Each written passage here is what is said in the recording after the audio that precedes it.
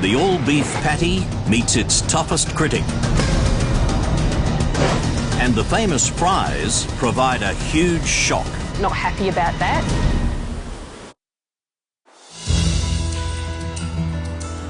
The McDonald's investigation shifts into top gear as Cuppy and Breyer head for a tiny dot on the map. Today we're going to look at a potato farm, and we're in the middle of nowhere. Cuppy, the city lawyer, is a long way from the big smoke. I have zero experience with farms. I'm a city girl and I'm a princess. If I can't plug in my hair straightener, I don't really know what to do with myself. Luckily, farmer Scott Diamond is doing all the dirty work. Well, I'll just pull this plant out. There you go. Oh, there they are, little beauties. Scott's crop will eventually become Macca's famous fries, and Vernon's Villachik has travelled from McCain to talk the girls through the process. We use steam pressure to blow the skins off the potatoes. After the strips are cut, we blanch them, dry them, and then they go through our frying system. I'm very pleased that it's not made out of mash and reconstituted potato, that it is actually slices of potato. And then we put them through our sugar flume, which gives the strips a nice even exterior colour. What's a sugar flume? It's basically a vessel of water mixed with sugar, and what it's designed to do is coat the fries, gives them a nice exterior colour. I think the main thing that we were surprised about was the sugar wash. I know when I eat fries that I'm eating fat, but to know that I'm eating fat and sugar, I'm genuinely upset to know. The sugar was a surprise, not happy about that. Beef farm yesterday, meat processing today.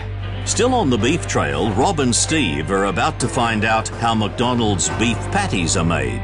You look so fetchy and white, Steve. Oh, thanks, Toots. Mine fit beautifully. All smiles now, but will today's tour alter their negative view of Macca's food? So, welcome to AFC.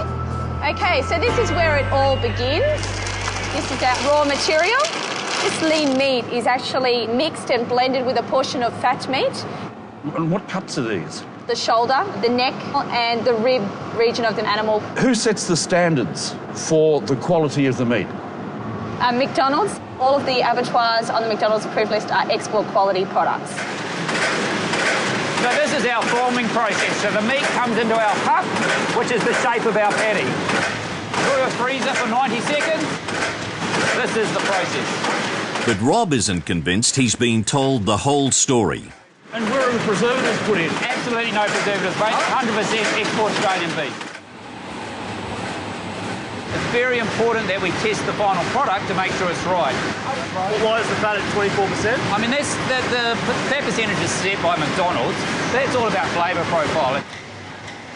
Next, our investigators face their big test.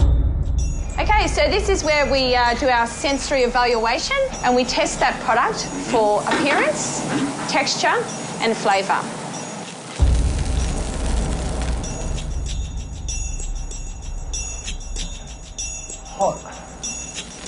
The heat is now on Rob. He's avoided McDonald's burgers for 20 years. This is a moment he's been dreading.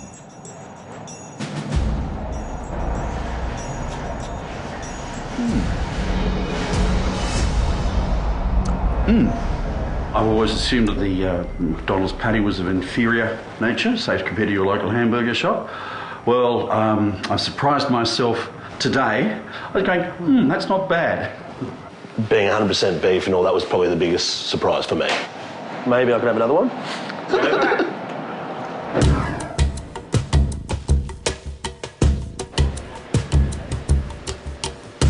It's like a wonderland of buns. Our all-girl team is at the Melbourne bakery that churns out 3.6 million buns a week for McDonald's. We make sure there's about 73 sesame seeds on every bun. Are you serious? I'll grab one over there later and you can count it for us. At the end of the day, that bun is the tuxedo of that hamburger, right? The first thing you look at is the bun. Anything that's badly blocked, they'll throw out. But looks aren't everything. McDonald's buns have come under fire for being too sweet. What's different about this bun as opposed to bun I buy in a supermarket? Is there more sugar in these buns? It's got a little bit more sugar. Maybe overall, from a percentage point of view, maybe 1%, but not a hell of a lot. 1% more sugar than a burger bun I buy in a supermarket. That seems surprising.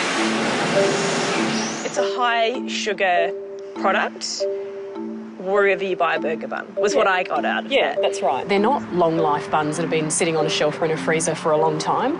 They're fresh buns. So that quick turnaround surprised me. And I guess from Paul's perspective, it's important that he can say, my buns are going to look as good as they possibly could. Say with a straight face.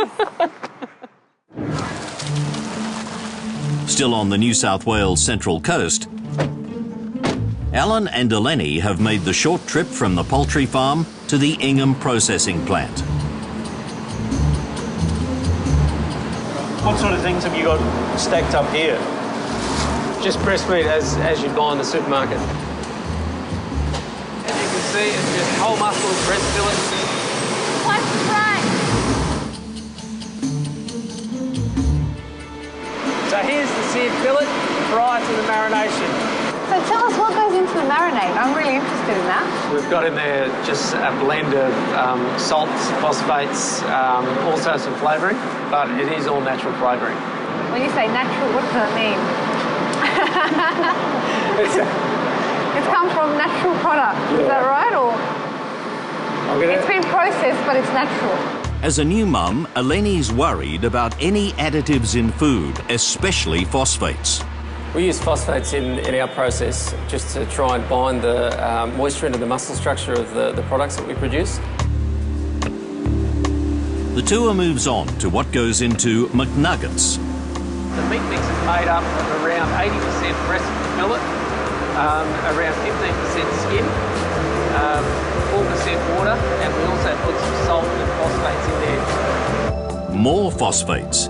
And Eleni's fondness for Macca's food is being put to the test. The tempura mix is the most critical thing on the nugget to give us that nice golden appearance. So it's just made up of wheat, corn, mineral salts and things, but there's definitely nothing artificial in that product. How about preservatives or anything? Preservative free, and also there's no addition of any artificial colours either. This gives Eleni some peace of mind until the young mum goes searching for more information. I went on Google to see what phosphates are all about. What I found was high intake of foods with phosphates accelerate the signs of aging and can induce severe muscle and skin atrophy. Later, Eleni confronts her phosphate fears. It would be great to get rid of the phosphate. And next, why chlorine sets alarm bells ringing. Why is it dirty and bony?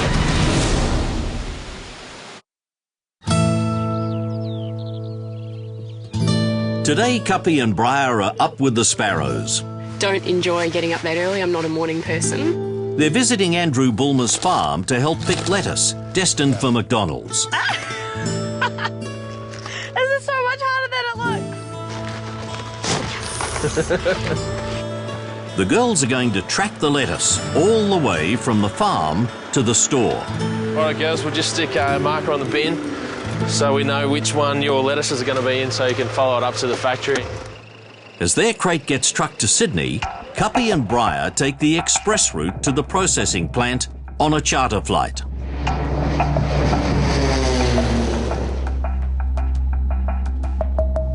I don't know where these are on a Saturday night. It's our bin. So this is your bin from yesterday. So this is the product that you harvested, and this product will be processed and will be dispatched from this facility today to McDonald's distribution centres tonight. 8 million lettuces get processed at the plant every year. It's quite tricky handling a knife. The girls are put to work on their batch and discover what it's like on a commercial production line. When you're handling the lettuce, it's so cold. I don't know how they don't cut themselves. But when it comes to washing the lettuce, Briar isn't happy with the look of the water. It's dirty and it's foamy. Why is it dirty and foamy? Because the sugars are being released out of the lettuce as we wash it. I really struggled in the plant to understand how that could have just been water and sugar from lettuce. John said it had added chlorine, and he said that was because they wanted to make sure there's no bacteria in the water. Fell off, or The company boss is determined to put any concerns to rest. After labelling the girls' lettuce so they can follow it to a store, he invites them to drinks in the boardroom. Okay, Brian, I'm going to have a drink, then you're going to have a drink out of the other side.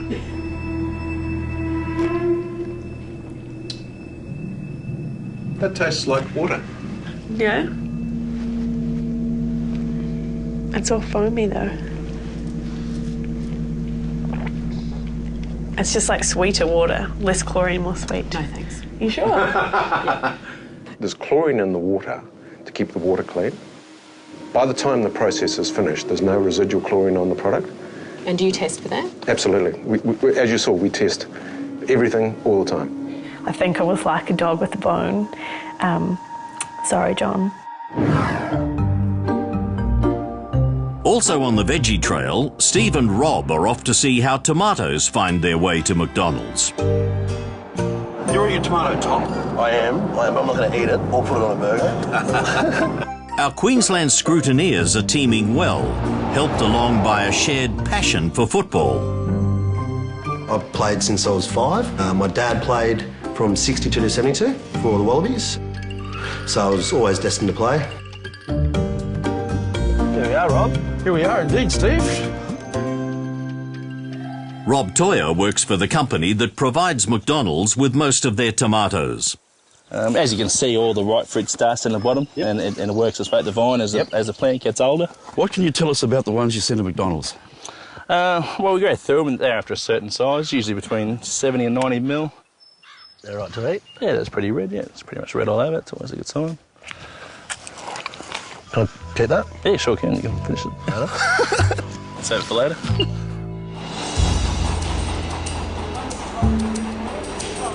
This is the camera that basically takes a photo of every single tomato that goes through there. So you pick out all the blemishes. There's about 5 sizes and about 5 or 6 colours. As you saw, we picked these today, and we'll actually send these off this afternoon. Don't get much fresher than that. No, it's a pretty good turnaround time. So Rob's finally impressed. But will McDonald's strike some turbulence as Alan and Eleni make a flying visit to northern New South Wales? Do you like Sundays? I love Sundays. Yeah, I went off them a little while because I heard rumours and people saying it was all filled with pig fat. What about thick shakes? Same. Alan's extremely fussy about what he drinks, especially when it comes to his favourite brew. I love coffee. I grow my own coffee, so I have my own coffee plant. I roast my own coffee, and the flavour difference is phenomenal. So our coffee connoisseur is determined to discover the truth about Macca's milk products as he and Eleni tour the Norco dairy plant. So here's where we make all the shaken Sunday products. We add all of our liquid ingredients in there, all of the cream and the skim milk concentrate, also the liquid sugar and liquid glucose. So what percentage is sugar? I think in the shake product it's about 11%, and the Sunday product a bit higher because you'd expect a Sunday product to be a bit sweeter. It's about 20%. It's a lot of sugar. It is a lot of sugar. That's why it tastes good. There's one other high-calorie ingredient our team's concerned about. And how much fat is in them? You know, the Sundays and the thick shakes? Good question. So the Sundays has got 6.5% fat. So put it in perspective, a standard ice cream would have about 10% fat, so it's slightly lower. And shake has got 3.5% fat. So there's no pig fat in there then? No, that's one of those urban legends. Definitely cream and skim milk concentrate. It's nothing super artificial, so that was a big surprise for me. I fully expected to see lots of other things that were put in there. Cheers. Cheers. Coming up, Would you like some fries with it though? our investigators hit the stores, I don't like what I see. and not everyone is happy. Pretty poor. Piss poor, in fact.